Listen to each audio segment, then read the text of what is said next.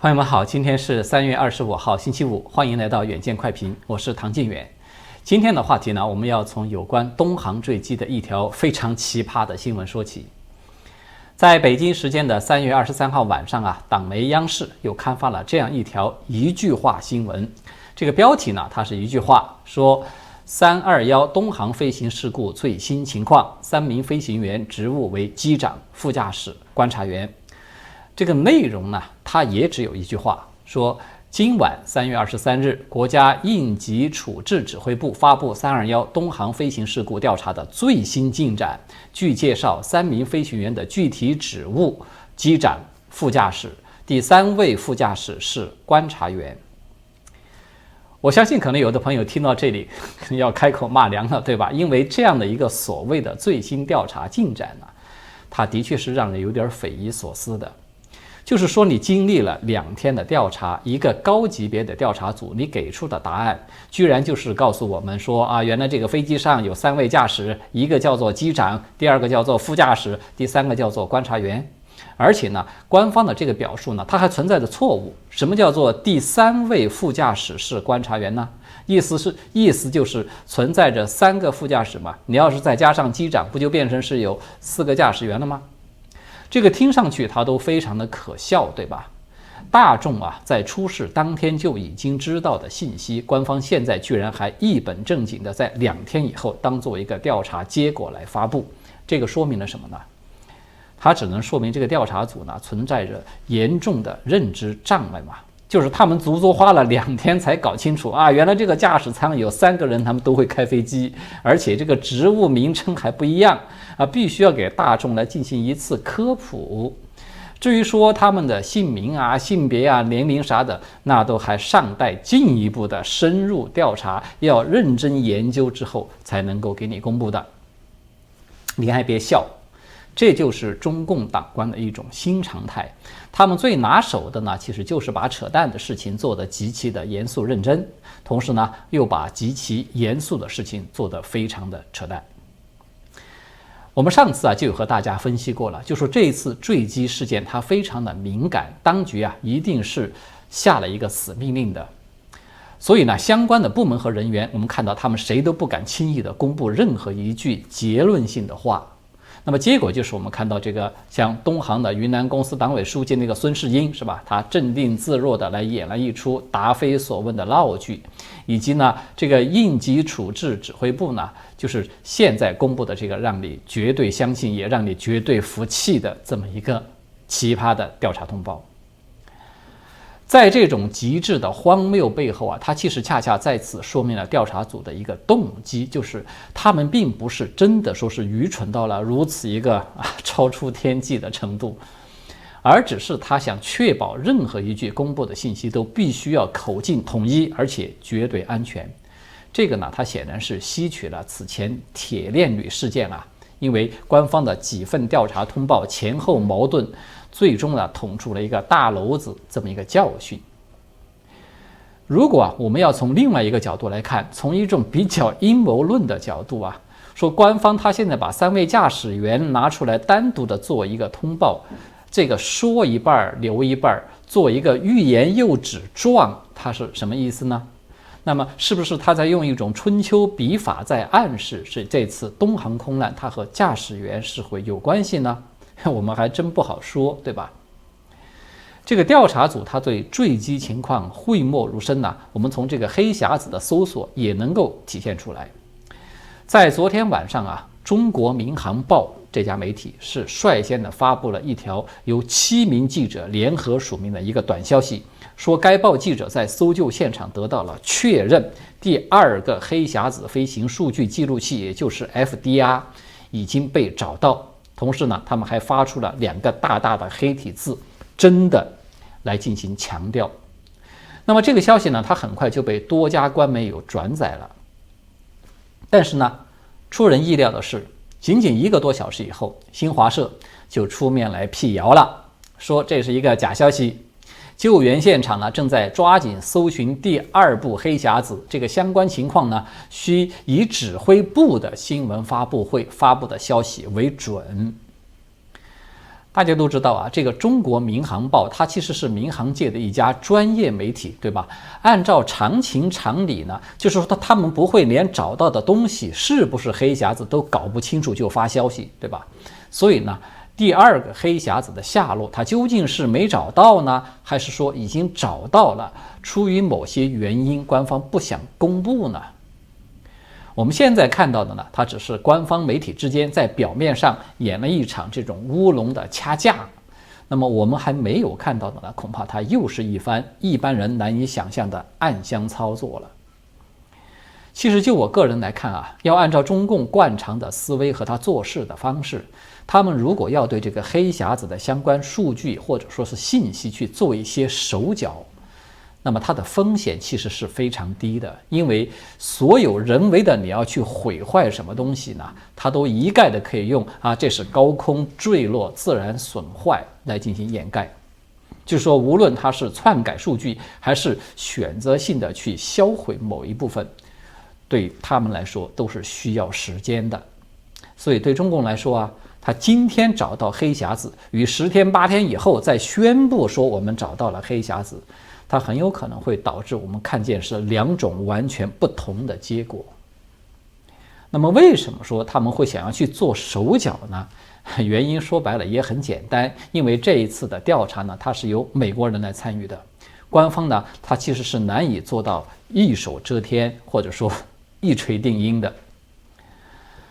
在今天举行的第5场新闻发布会上啊，东航集团宣传部的部长叫做刘晓东的这个人，他就承认说，东航航班从起飞到10年之前呢，这个通讯一直都是正常的。也就是说呢，不知道是什么原因，整个机组没有挂出任何的紧急代码，也没有对地面不断进行的呼叫给予任何的回应，这个是非常罕见而奇怪的一个现象。那么与此同时呢，这个刘晓东他还表示说，对于是否公布失事航班的旅客名单，包括这个机组成员名单，那么所有航班的这个旅客名单呢，它都是属于受法律保护的隐私信息，因此不属于主动公开的范畴。这种说法呀，你要照我看，它是典型的打着保护隐私的名义行维稳之实。我们都知道在发生空难以后，第一时间公布遇难者的名单，它早就是一个国际惯例了，它是全球新闻业的一个标准的操作程序。这个呢，它不仅仅说是涉及到家属的知情权，同时呢，它也是对这个空难调查要透明公开的一个关键步骤。早些年70大陆的媒体呢，也都一直是这么做的，按照这个惯例来执行的。因为呢，只有保持关注、挖掘与反思，我们才能够得到一个真正的真相，才能够促成改变，并且防止下一次类似的情况发生。但是在现今的大陆从官方到官方操纵的那些五毛等等这些营销号，全都已经变成了一个口径，就是用不能够消费苦难、不能够吃人血馒头等等这些看似很人性化的理由，来阻止大众对灾难事件的本身去进行关注、报道和挖掘。谁要是关注，谁就会被攻击为说你这是想蹭流量，你像是你是在想要吃这个人血馒头等等。那么他们真的是很关注这些灾害受难者的这个人权，或者说是生怕他们的感情受到一丁点的刺激吗？恐怕未必。实际上他们真正的目的呢，就是在于用这种借口直接的阻断大众对相关事件的关注，阻止大众对灾害发生的原因的追问、追责以及对调查的监督。一旦他们要是达到了目的所有的反思和问责的声音，它自然也就悄悄地消失掉了。最后它就只会剩下一份官方严格统一的口径的所谓的权威发布，然后呢再加上下面一堆的这种拿钱办事的什么一锤定音啦，什么支持政府之类的这些留言而已了。就像我们看到的铁链女事件之中那样的一种官方的操作是一样的。也就是说呢，多年的暴力维稳呢，它已经使得中共掌握了非常丰富的一个经验。每逢遇到重大伤亡事故呢，官方现在第一反应就是绝不允许受害者的家属联合在一起互通消息，然后发起一个集体的维权啊，或者是问责等等。所以呢，官方现在流行使用的手段呢，它就是拒不公布死难者的名单，然后呢，安排人员跟死难者的家属是1对1的去进行联系，也就是说，最大限度的把家属控制起来，防止他们相互串联。这个就是我们看到现在东航坠机事件中正在发生的事情。在刚才我们有提到了，官方公布了驾驶员的信息。那么接下来呢，我们就简要的和大家说一说驾驶员的相关情况。其实早在空难发生的当天呢，网络上就已经流传开了很多有关这个飞行员的情况。但是呢，出于严谨的角度啊，在没有得到一个可靠的信源证实之前呢，我没有和大家来提到这部分内容。现在来和大家谈呢，是因为啊，已经有不止一个官方来源证实了一部分的信息了。我们看到中共官方呢，在发布会上已经是不止一次有提到了飞行员的情况，但是呢，他们始终都没有公布他们的姓名，只是笼统的说啊，这3位飞行员平时的表现都非常好，家庭关系也都非常的和睦等等。但是呢，根据香港党媒凤凰卫视下属的凤凰周刊发表了一份报道呢，就证实了说，这一次东航的机长他就是那个网络流传的机组成员名单中的杨宏达这个人，他是一个非2代，而第一副驾驶呢是一位即将要退休的资深的飞行员，叫做张正平。此外呢，有官方背景的南方周末这家媒体呢也有公开的报道说，东航机长呢是位32岁的杨姓男子，其父亲也是一名这个飞行员，而第一副驾驶呢是姓张，今年已经59岁了，他是东航第一批的5星机长之一。同时呢，也是中共民航局的功勋飞行员的奖章获得者。至于说那个第2副驾驶呢，他实质上只是一个见习飞行员，也就是官方所说的那个观察员而已。在这个3人组合之中啊，最引人注目的就是这个张正平。他在1982年呢是首次驾机飞行，到现在已经足足有40年的飞行经验了。早在1991年，张正平他就已经成为机长，并且直飞波音737客机。随后呢，又直飞过多种型号的客机。迄今为止，他累计的这种飞行时数已经超过了32000小时。这个在全国的民航界可以说都是屈指可数的。而且呢，他从未发生过一起人为的不安全事件。先后呢，还为东方航空是带出了100多名机长，这都是他的学生。这样的一份资历啊，不要说在东航，也就是在全国的民航界都堪称是一个祖师爷级别的飞行员了。张正平带出的学生呢，很多都已经成为航空界的大佬级的人士，包括这一次坠毁的这个东航的机长杨宏达，也是张正平一手带出来的学生之一。然而非常奇怪的是呢，我们看到这个百度百科查询的信息就显示呢，说张正平他只拥有东航云南有限公司飞行部的3级飞行员的一个职称。其实这个3级飞行员呢，它严格的说是对军事飞行人员的一个分类方式，由低到高呢，它依次分为3级飞行员、2级飞行员，还有1级，到最后是特级飞行员，这是最高了。所以呢，这个3级飞行员呢，它只是一个初级的职称。张正平呢，他是在1980年进入到了原解放军第14航空学校，也就是现在的中国民用航空飞行学院，去进行了培训。经过选拔以后呢，他就开始接受了空军的一个严格的训练。一直到1985年，就毕业以后，他才调到了民航西南管理局的昆明飞行4中队，进入到了地方系统。所以呢，他这个3级飞行员呢，有可能是他军校出身的这种职称的评定。那么在民航领域呢，这个职称的级别最高的，他应该是机长，就是大家可以看到他那个制服的袖口上呢有4道杠的。这个机长的指令呢，是所有人都必须要遵守的，他是全机的最高负责人。其次呢，就是高级副机师了，这个袖口上面有3道杠，也就是通常我们所说的这个副驾驶了。再次视为初级副机师，袖口呢有2道杠的标志，也就是2级副驾驶。那么仅仅有1道杠的呢，它是属于第2副机师，这个是属于驾驶舱里面最初级的、经验最浅的飞行员了。那么我们回过头来看一看，就是说以张正平他的资历和即将退休的年龄啊，在东航他还在以一个副驾驶的职称，天天的在出勤飞行，这其实是一种不太正常的状态。我们知道啊，有不少的朋友可能都在猜测说，这个张正平啊，他正是因为资历深厚嘛，所以他担任一个副驾驶，然后呢指点一下担任机长的后辈，也就是说充当了一个顾问的角色，这个可以说也是一种正常现象。这个猜测啊，我们应该说它是有合理的成分的，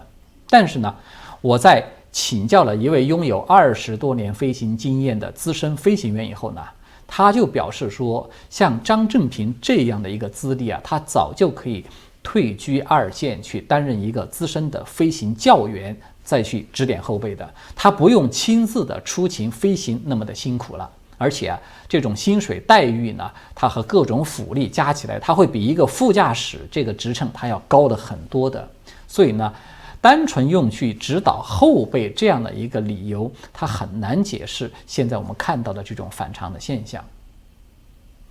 在2017年时值东航60周年，那么当时东航党建是曾经有推出了一个叫做先进风采东航60年60人的这么一个专题。张正平呢，他是有入选了这个60人的名单，但是呢，在与他并列入选的其他的13名飞行的先进个人人员之中呢，和他资历相当的，或者说资历还比他要浅的，或者说跟他一样的获得了这个5星机长的称号的，都无一例外，全部都是由 A 到 C 各类的飞行教员，都是这种职称，有的甚至还注明是高级教员的职称。只有张正平他是唯一的一个没有教员职称的资深飞行员。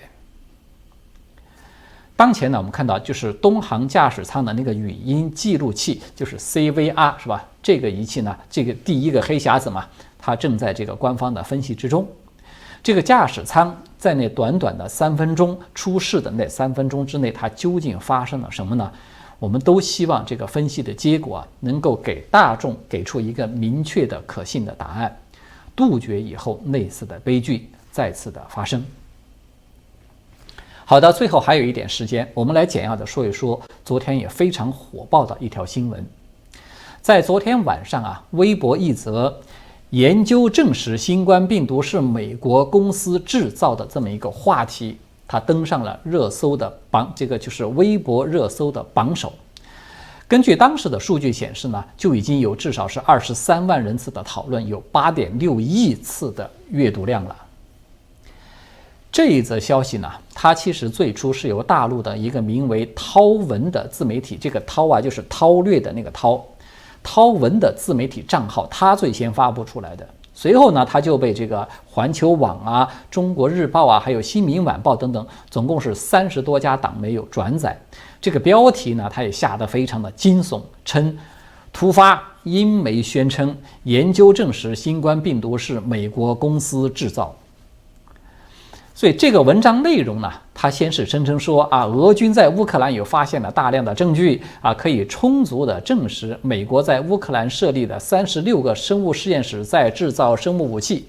然后呢，这个文章笔锋一转，又到了美国本土来了，说这个英国媒体《每日邮报》披露啊，有一个病毒研究团队发现，目前导致全球大疫情的新冠病毒的基因之中，居然含有美国本土的莫德纳公司在2016年2月申请的一个专利基因片段，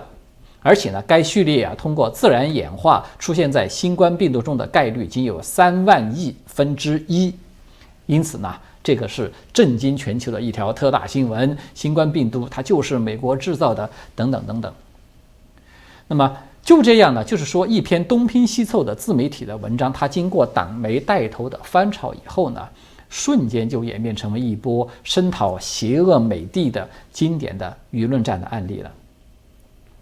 我们呢也做了一个简单的梳理。经过梳理以后呢，发现整个信息的流程呢，它是这样发生的。最早呢是在2022年的2月23号，也就是《每日邮报》呢又发表了一篇题为《科学家声称新冠病毒含有一小块 DNA， 与疫情开始前3年由莫德纳公司申请专利的序列相匹配》这么的一篇文章。而这个文章它引述的这个来源呢，是一份科学期刊，叫做《病毒学前沿》。这份期刊呢，在2月21号又发表了一篇论文。那么这篇论文它主要的论点呢，就是说，在中共病毒的茯苓酶切位点上呢，发现呢仅由19个核苷酸所组成的一个非常小的一个片段。它与美国莫德纳公司3年前一项为癌症研究所申请的改良基因序列的片段是一致的。那么在8天以后的3月3号，英国一家知名的阴谋论的小报网站叫做这个 Exposed， 它呢就有援引了这个《每日邮报》的报道，然后这个标题呢就变成了突发新闻，生化证据100%证实莫德纳制造了新冠病毒。19天以后啊，这个中文媒体自媒体刚才我们说到的，他才注意到了这个说法，然后呢，从3月22号左右开始，这个说法才通过党媒的转载呢，在中文网络是大规模的流传开来。整个这个莫德纳公司制造病毒这种惊悚说法的核心信息呢，其实就是我们刚才提到的有19个核苷酸的这段序列它一致。那么这个结果它能够作为证明中共病毒它就是这个莫德纳公司人造出来的证据吗？说实话呢，我觉得这个是一件非常搞笑的事情。首先呢，在这个茯苓酶切位点呢，它其实是广泛存在于生物界中的，并且呢，中共病毒中的这19个核苷酸序列呢，它同样是存在于其他的生物中，比如说一些细菌啊、一些真菌啊都有。这个已经是被相关的研究所证明了。其次呢，这个莫德纳所申请的专利序列呢，它是一种名为叫做 MSH3 的一个基因序列的一部分。这个是用来做什么的呢？它是用来作为构建肿瘤治疗的一个 mRNA 的引物。虽然其中有一小段的序列，它与这个中共病毒的刺突蛋白，刚才我们提到那个茯苓酶切位点有一部分是一致的，是吧？但是呢，它根本无法就此推论说是莫德纳公司制造了这个病毒，这个逻辑它根本就是不成立的。因为其他的实验室也可以用这种，比如说细菌来源的这个茯苓酶切位点去合成他们所需要的另外的一种序列。也就是说呢，这一段序列它在大自然的很多的生物种类中都是能够找到的。莫德纳的这个专利中有，这个已经是一种公众的知识了，它根本不是什么莫德纳的独门秘籍，任何人都可以使用它来做任何事情。我们打个比方说吧，就说这个大自然中是吧，它有钻石矿，有钻石这种东西，然后呢，张三用这个钻石作为材料来做了一枚戒指，而李四呢也用这个钻石来做了这个一对这个耳坠。那么我们不能够说你看到这个戒指和耳坠它的成分是相同的，是相匹配的，然后我们就可以得出一个结论说啊，李四的这个耳坠就是你张三制造的，这是一种非常可笑的逻辑，对吧？所以呢，我们就看到党媒所翻炒的这个所谓的英媒的报道呢，它实质上呢只不过是一家阴谋论的小报，它先开了一枪，然后再去画这个靶子，然后他再大声的宣布说啊，你看我们的发现是刚好命中了目标的中心，如此而已。第三呢，就是供职于这个华大基因的大陆的一家科技自媒体叫做尹哥聊基因的，他们呢其实已经有公开的证实说，他为了验证这段序列是唯一的这种说法，他去进行了多次的比对。结果呢，发现才仅几秒钟，他就完全比对上了有42个对象。也就是说，包含这段序列的呢，它不仅仅是有大量的原核生物有，甚至呢还有真菌啊，像革兰氏阳性菌啊，还有鸟类的携带的这些病毒都有这些东西。其实呢，早在这个3月21号的时候啊，主持这项研究的那个首席科学家叫做巴拉恩巴蒂的，他就已经告诉在纽约的《中国日报》的记者了，说他们在这篇论文之中是非常突出的说明了一点，就说这种匹配啊，它可能是一种随机造成的机会。他们呢感兴趣的地方根本就不在于说这个序列它是来自于莫德纳公司，而是呢他们想看看含有这种 mRNA 的人类细胞，它是否可以和像类似于 SARS 这样的病毒去发生一种重组，以便产生出大家看到的这个呋啉酶切位点。总的来说呢，就是这篇论文呢，它只是一篇审阅不够严格的观点性的论文，它被一个不懂行的这种三流小报的编辑呢加以想象的极度夸张以后，就变成了中共的数十家党媒竞相去引用翻炒的地地道道的一条假新闻。那么现在呢，我们看见有一部分党媒已经发现不对劲儿了，然后呢，他们已经在开始删除这个报道。但是呢，中共啊，他洗脑的手法就是这样的，他们先是公开的撒谎，一旦被揭穿了以后呢，他就悄悄的删除，并不公开的进行更正，让绝大多数人呢依然呢是保留着一种错误的认知。这个党媒他们为什么突然对一篇名不见经传的自媒体文章那么的重视呢？其实在我看来啊，这不过是为当前大陆这种蒸蒸日上的疫情燎原之火呀在转移视线而已。说白了呢，他们就是有意的想制造一个发泄口，让大众啊把被各种的这个核酸检测呀、封锁呀，还有在家里饥饿呀等等被折腾的搞得快发疯的这一股怒火啊，通通的都倾泻到邪恶的美帝的头上，然后呢自己继续的数着一轮轮核酸检测的钱在那儿偷着乐而已了。好的，今天呢我们就聊到这里了，谢谢各位的观看和收听，我们下次再见。